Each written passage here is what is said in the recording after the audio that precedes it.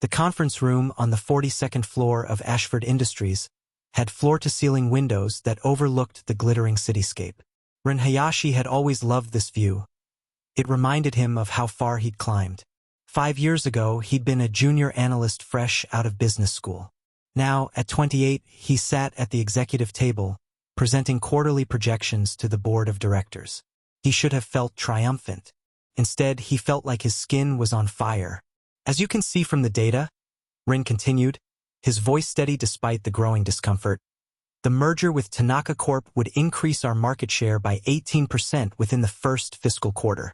Across the polished mahogany table, CEO Kaito Ashford watched him with those penetrating ice-gray eyes. At 35, Ashford was a legend in the business world. Ruthless, brilliant, and completely devoid of warmth. In the 3 years Ren had worked directly under him, he'd never seen the man smile. Ashford demanded perfection and accepted nothing less. Ren had given him nothing less. It was the only way to survive as an Omega in a corporate world that still believed Omegas were too emotional and unstable for executive positions. The suppressants he'd been taking since college had allowed him to hide his secondary gender completely. He'd been meticulous, scent blockers reapplied every 4 hours, heat cycles managed with medication and carefully scheduled remote work weeks, and iron control over his instincts and emotions. But something was wrong, very wrong. The heat wasn't due for another 2 weeks. He'd timed everything perfectly, as he always did. Yet the telltale signs were unmistakable. The heightened sensitivity of his skin, the way every breath seemed to catch in his throat, the warmth pooling low in his abdomen. Mr. Hayashi? Ren snapped back to attention. Director Chun was staring at him expectantly. I apologize. Could you repeat the question? The implementation timeline. How quickly can we move? Ren pulled up the next slide, willing his hands not to shake. We're looking at a 6-month integration period. Starting with, another wave of heat rolled through him, stronger this time. He felt a bead of sweat trail down his spine. The scent blockers he'd sprayed on that morning were failing. He could feel it like a dam beginning to crack. No, not here. Not now. Not in front of the entire executive board and definitely not in front of Kaito Ashford. Ashford's nostrils flared almost imperceptibly. His fingers tightened on the pen he'd been holding, the only sign of any reaction. But Ren knew that look, the subtle widening of his pupils, the way his jaw tensed. The CEO had scented him. The integration would proceed in phases. Ren pushed forward desperately, trying to finish before he completely lost control. Phase 1 involves. That's sufficient for now. Ashford cut him off, his voice rougher than usual. He stood abruptly, the movement drawing every eye in the room. We'll reconvene on this topic next week. Meeting adjourned. The directors exchanged confused glances. They'd been scheduled for another hour at least. Sir, we haven't covered the financial projections for... Director Yamamoto began. Next week. Ashford's tone left no room for argument. Everyone out. Hayashi stays. We need to discuss his presentation. Ren's heart hammered against his ribs as the room slowly emptied. He could feel his scent growing stronger with each passing second, sweet and floral. The unmistakable signature of an Omega approaching heat. Some of the directors were giving him strange looks as they filed out. Director Sato, a beta, wrinkled her nose slightly. They knew. God, they all knew. 5 years of careful planning, of meticulous control, unraveling in a matter of minutes. The door clicked shut. The lock turned with a decisive sound that seemed to echo in the suddenly too quiet room. Ren gripped the edge of the table, trying to ground himself. Mr. Ashford, I can explain. How long? Ashford's voice was low, controlled, but there was an edge to it that Ren had never heard before. I don't understand. How long have you been hiding that you're an Omega? The question hit Ren like a physical blow. He'd been so careful, so incredibly careful. Since I was hired, he admitted, because there was no point in lying now. Not with his scent flooding the room, growing sweeter and more potent with each passing moment. I knew I wouldn't get the position otherwise. The HR screening process. They don't explicitly discriminate, but the statistics don't lie. Omegas are systematically passed over for executive track positions. Ashford moved around the table with predatory grace, each step measured and deliberate. Ren's Omega instincts screamed at him to submit, to lower his eyes, to bare his throat. He fought against them with every ounce of willpower he possessed. "You've been working yourself to exhaustion for years, haven't you?" Ashford stopped a few feet away, maintaining distance even as his alpha pheromones began to thicken the air. "Pushing through heat cycles with medication. I've reviewed your records.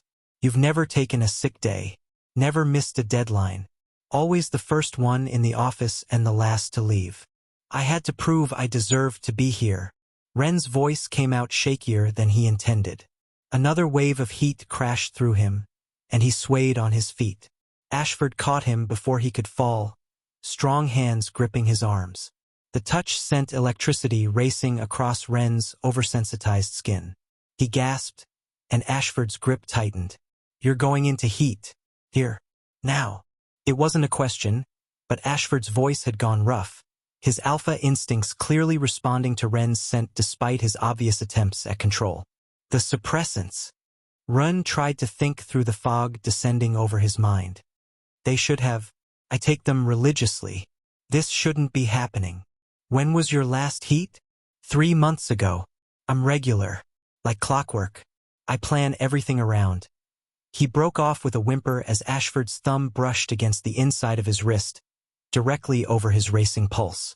"You can't plan for everything, Ren." The use of his first name sent a shiver down his spine. Ashford never used first names. Suppressants fail.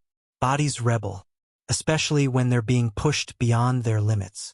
"I can't afford to have limits," Ren managed, even as he swayed closer to Ashford's warmth. "Not in this world. You know what it's like out there for Omegas. We're either invisible or we're prey." Ashford finished, his voice dark. "I know." Ren's eyes widened. "You know. I'm an alpha, Ren. I know exactly how other alphas think, what they assume, what they take for granted." Ashford's eyes had darkened to stormy gray, his pupils blown wide. "I've known for 6 months what you are." The world seemed to tilt on its axis. "What?" 6 months ago, you were working late on the Chun acquisition. It was just the two of us in the office. You'd been there for 36 hours straight. I came to tell you to go home." Ashford's jaw tightened. "Your scent blockers had worn off. You were so focused on your work you hadn't noticed." Ren's mind raced back. He remembered that night, the exhaustion, the way Ashford had appeared in his office doorway like an apparition. The strange look on his face before he'd turned and walked away without saying a word. "You knew," Ren whispered.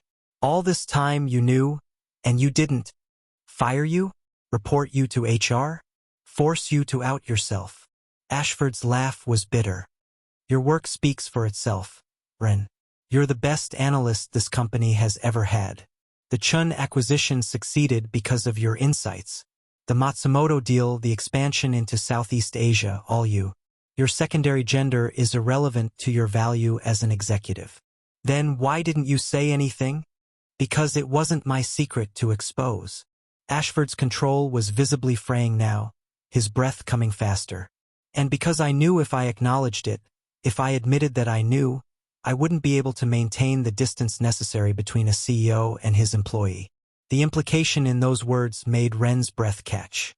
"Mr. Ashford." "Kaito." The name came out rough, almost pleading. "In this room, right now, call me Kaito." "Kaito," Ren breathed, and watched the alpha's careful control crack further. "What are you saying?" "I'm saying that for 6 months, I've been trying to ignore the fact that my best executive is an Omega. I've been trying to ignore the way your scent haunts me. I've been trying to ignore the fact that every instinct I have screams at me to claim you, protect you, keep you close." Kaito's hands slid from Ren's arms to his waist, pulling him closer. "I've been failing spectacularly."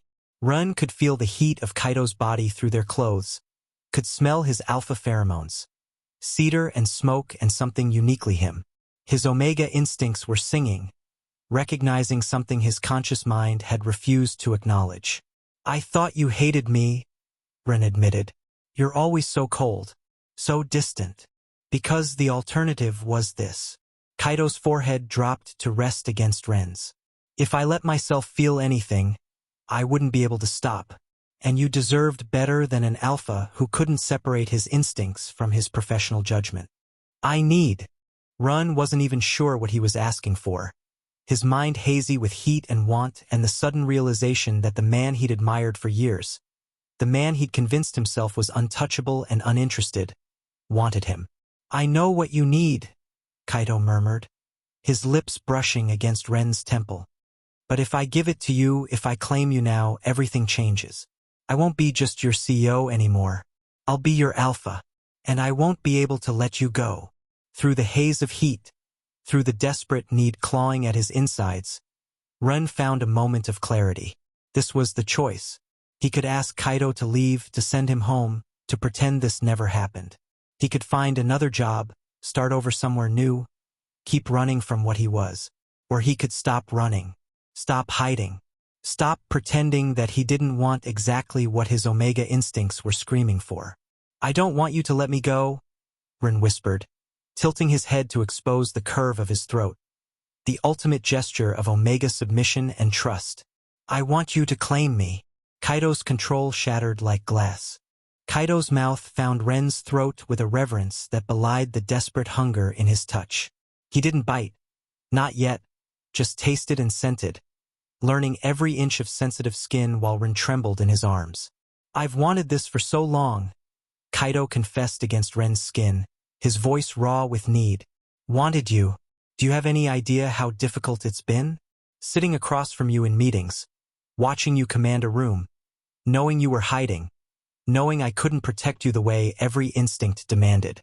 Ren's fingers tangled in Kaito's perfectly styled hair, disrupting the careful control the alpha always maintained. "You protected me anyway. All those times you shut down directors Tanaka and Ito when they questioned my decisions. The way you always backed my proposals. You earned every bit of that support." Kaito lifted his head, his gray eyes boring into Ren's. "But I won't lie and say it was purely professional. I wanted to see you succeed. Wanted to watch you prove everyone wrong about Omegas in business. Wanted to be there when you finally got the recognition you deserve." Another wave of heat pulsed through Ren, stronger now, and he whimpered. Kaito caught the sound with his mouth, kissing him for the first time. It was consuming, possessive, the kiss of an alpha who'd been holding back for far too long. When they broke apart, both breathing hard, Kaito's eyes had gone almost black with desire and instinct. "Not here," he managed, visibly fighting for control. "Not in a conference room where anyone could interrupt. You deserve better than that." "Where?" Ren could barely think past the need, but some part of him agreed. His first time with his alpha, and God, when had he started thinking of Kaito that way? Shouldn't be on a conference room table. "My private office. Top floor. No one goes up there without my explicit permission." Kaito swept Ren into his arms, cradling him against his chest as if he weighed nothing. "Hold on to me." Ren buried his face in Kaito's neck, breathing in his scent as the alpha carried him out of the conference room. The executive floor was mostly empty at this late afternoon hour, but Ren still heard a gasp from someone. Probably Kaito's assistant, Yuki. "Clear my schedule for the rest of the week," Kaito ordered without breaking stride. "No interruptions. No calls. Tell the board the Tanaka merger presentation is postponed." "Yes, sir." Yuki's voice was professional, but Ren could hear the surprise in it. The private elevator to the CEO's penthouse office required a keycard and biometric scan. Kaito managed both while still holding Ren, his strength and coordination impressive even through the haze of pheromones. The elevator doors closed, sealing them in a small space saturated with their combined scents. Ren's heat was growing stronger, his body preparing itself, and Kaito's alpha pheromones were responding in kind, thick and heady. "I'm sorry," Ren gasped, trying to regain some semblance of control. "I didn't mean for this to happen. The suppressants have never failed before. Stop apologizing."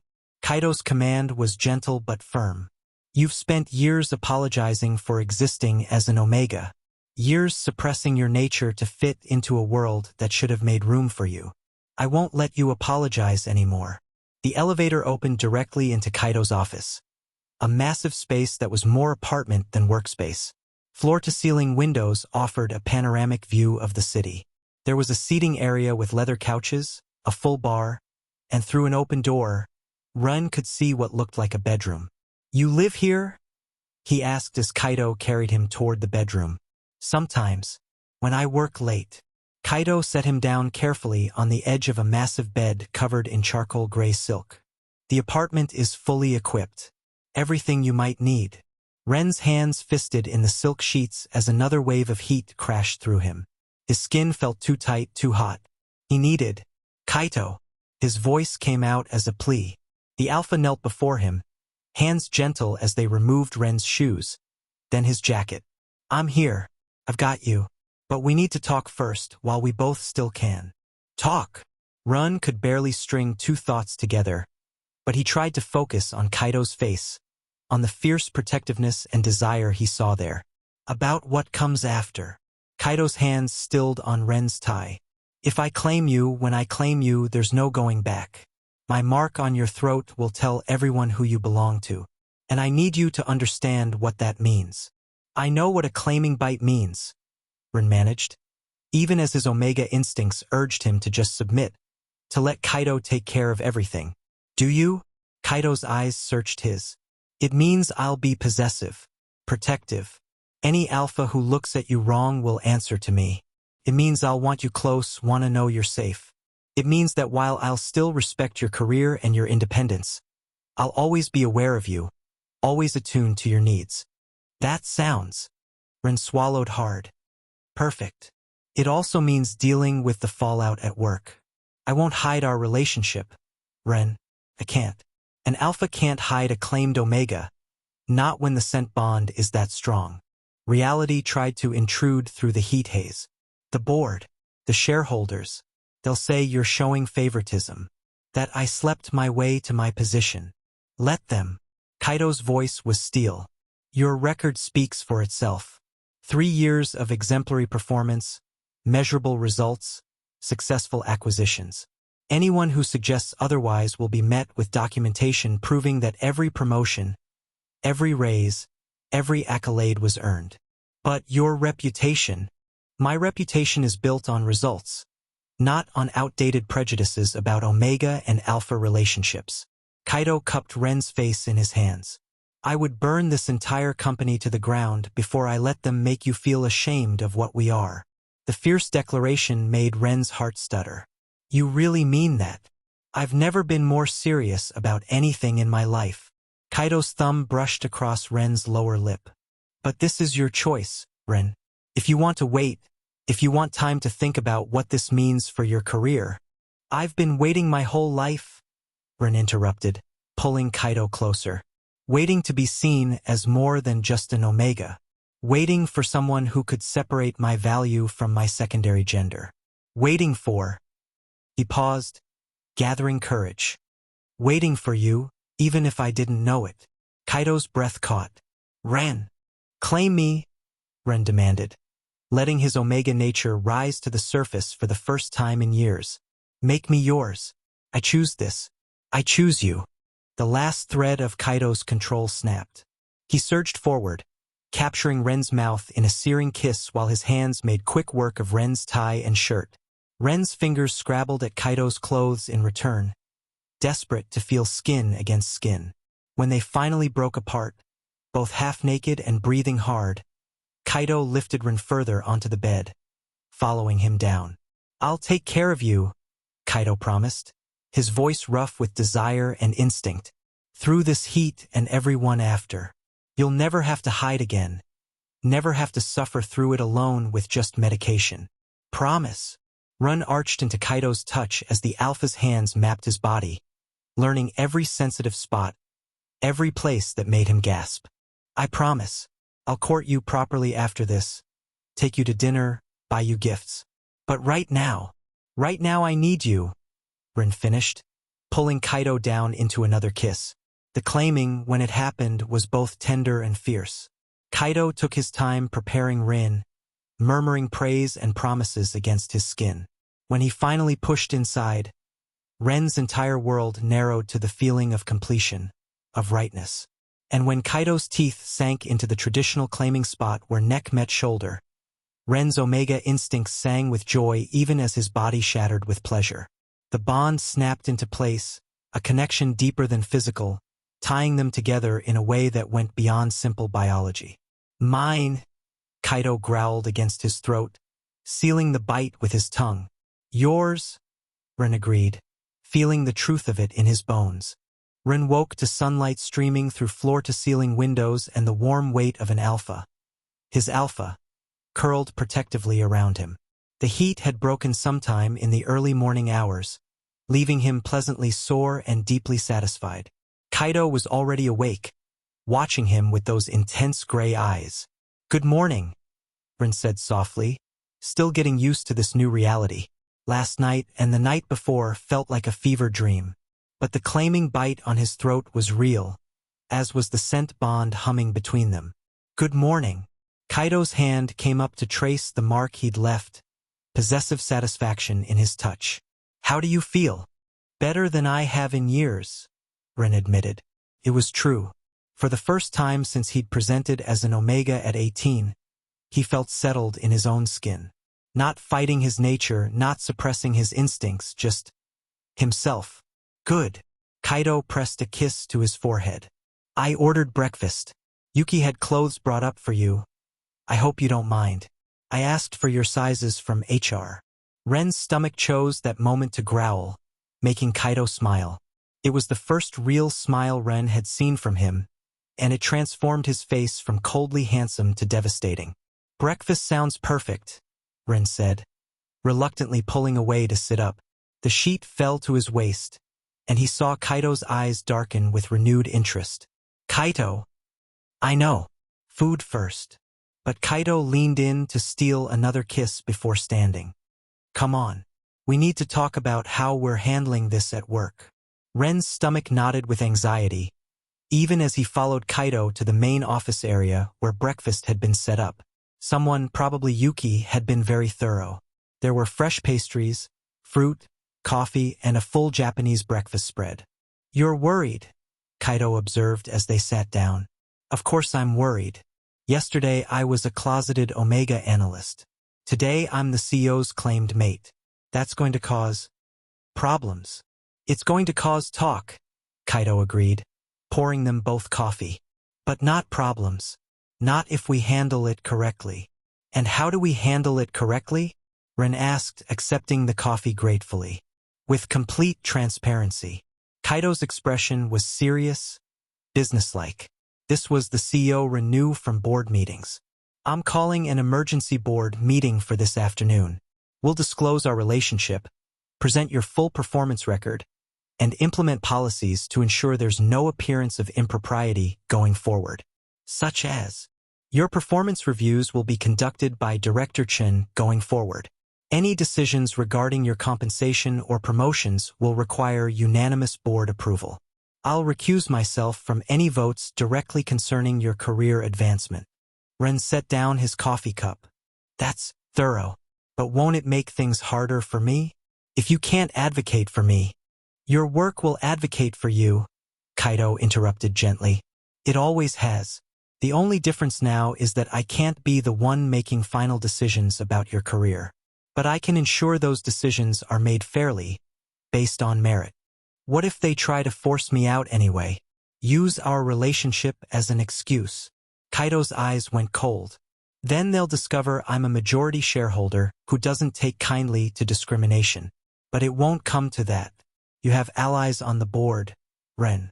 Director Sato, Director Chun, even old Yamamoto, they respect you. They've seen your work. They've seen my work as someone they thought was a beta," Ren pointed out. "Omegas are treated differently. You know that. Which is why we're going to change the culture of this company." Kaito reached across the table to take Ren's hand. "Starting with implementing actual anti-discrimination policies for Omegas. Real ones with teeth. anonymous reporting systems, audits of hiring and promotion practices. I've been wanting to do this for years, but I needed the right moment. And I'm that moment? You're the proof that Ashford Industries has been wasting Omega talent for decades. If someone as brilliant as you felt the need to hide, how many others have we lost? Kaito's grip tightened. I won't let it continue. Ren felt something warm unfurl in his chest. You're serious about this. I'm always serious about business. And you're my business now, in every sense of the word. Kaito's smile was slight but genuine. Eat. You need your strength for the board meeting. The emergency board meeting was scheduled for 2 p.m. Ren spent the morning reviewing his performance metrics for the past 3 years, preparing documentation of every project, every successful acquisition, every measurable contribution he'd made to the company. Kaito had been right. The record spoke for itself. But Ren knew that prejudice didn't always care about facts. Ready? Kaito asked as they stood outside the boardroom. Ren touched the high collar of his shirt, which did nothing to actually hide the claiming bite. Everyone would scent it anyway. As ready as I'll ever be. Remember, you've earned your place here. Our relationship doesn't change that. Kaito's hand briefly touched the small of Ren's back, a gesture of support. Then his professional mask slid into place and he opened the door. The 12 board members were already seated, their expressions ranging from curious to hostile. Director Ito, an older alpha who'd never made any secret of his traditional views, looked particularly displeased. Thank you for assembling on short notice, Kaito began, taking his seat at the head of the table. Ren sat to his right in his usual spot. I've called this meeting to disclose a personal relationship that has developed between myself and Mr. Hayashi, and to discuss its implications for the company. We can all smell the implications, Director Ito said bluntly. You've claimed him. I have, Kaito confirmed without hesitation. As of 2 days ago, Ren Hayashi is my bonded mate. The room erupted in murmurs. Director Sato raised her hand for quiet. I think we're all aware that this presents complications, she said carefully. Mr. Hayashi is a senior analyst reporting directly to you, Kaito. The appearance of impropriety is something we've anticipated and prepared to address, Kaito interrupted smoothly. He nodded to Ren, who pulled up the presentation they'd prepared that morning. For the past 3 years, I've held the position of senior strategic analyst. Ren began, his voice steady despite his nerves. In that time, I've led 17 major acquisitions with a 94% success rate. I've identified market opportunities that have expanded our revenue by 32%. And I've done so while maintaining complete confidentiality about my secondary gender. You lied about being an Omega, Director Ito stated. I omitted information that should have been irrelevant to my professional qualifications, Ren corrected. Which brings us to the uncomfortable reality. If I had disclosed my Omega status during the hiring process, I would not have been given this opportunity. The data supports this. In the past 10 years, Ashford Industries has hired exactly 3 Omegas for executive track positions. All 3 left within 18 months, citing hostile work environments. Director Chen leaned forward. What exactly are you proposing, Mr. Hayashi? Systematic reform, Ren said, clicking to the next slide. Starting with mandatory bias training for all executives. Implementation of blind review processes for hiring and promotion decisions. Creation of an anonymous reporting system for discrimination. And most importantly, regular audits to ensure Omega employees are being compensated and promoted at equitable rates. That's a massive undertaking, Director Yamamoto observed. It's overdue, Kaito said. Ashford Industries prides itself on being an industry leader. We should lead in this area as well. And what about your relationship? Director Ito demanded. How do we know that Mr. Hayashi's future advancements will be based on merit and not on his bond with you? Going forward, all of Mr. Hayashi's performance reviews will be conducted by Director Chun, Kaito explained. Any decisions regarding his compensation or promotion will require unanimous board approval, and I will recuse myself from those votes. His work will be evaluated on the same metrics as any other executive. Furthermore, Ren added, I'm requesting a transfer to a different reporting structure. I've discussed this with Kaito, and we agree that I should report to Director Chin directly, removing any appearance that our personal relationship affects my professional advancement. Director Sato looked impressed. You've thought this through. We had to, Ren said simply. I'm not willing to give up my career, and Kaito isn't willing to hide our bond. So we found a solution that protects both. Director Chin nodded slowly. I'm willing to take Mr. Hayashi under my division, pending board approval. His record is exemplary, and I could use someone with his strategic mind on my team. I second that, Director Sato said, though I do think we need to discuss the broader implications. If we're implementing these reforms, we need to be serious about it. Half measures won't cut it. Agreed, Kaito said, which is why I'm proposing we bring in an outside consulting firm to audit our practices and help implement the changes. I want complete transparency on this. The meeting continued for another 2 hours, with various board members raising concerns and asking questions. Director Ito remained hostile, but Ren noticed he was increasingly isolated as other board members warmed to the idea of genuine reform. Finally, Director Chin called for a vote on 3 measures: approving Ren's transfer to her division, approving the engagement of an outside consulting firm, and provisionally approving the framework for anti-discrimination reforms pending the consultant's recommendations. The measures passed 11-1, with only Director Ito dissenting. As the board members filed out, Director Sato paused by Ren's chair. For what it's worth, she said quietly, I've always thought you were wasted as just an analyst. You have the strategic mind of a CEO. Don't let anyone make you feel like you don't deserve to be here. After she left, Ren let out a breath he hadn't realized he'd been holding. That went better than expected, he said. You were brilliant, Kaito said, pride evident in his voice. Professional, prepared, and you didn't let Ito rattle you. He's going to be a problem. He's 1 vote out of 12, and he's been looking for an excuse to retire anyway. Kaito stood, offering Ren his hand. Come on, let's go home. Home. My penthouse. Our penthouse now, if you want it to be. Kaito's expression was softer now, the CEO mask slipping away. I know we rushed into the claiming because of your heat, but I meant what I said. I want to court you properly, take you to dinner, show you off. Ren took his hand, letting Kaito pull him close. I'd like that, though maybe we should start with you actually telling me things about yourself. I know you're a brilliant CEO and an attentive alpha, but I don't know your favorite food or what you do for fun. Kaito's smile was small but genuine. I like French cuisine.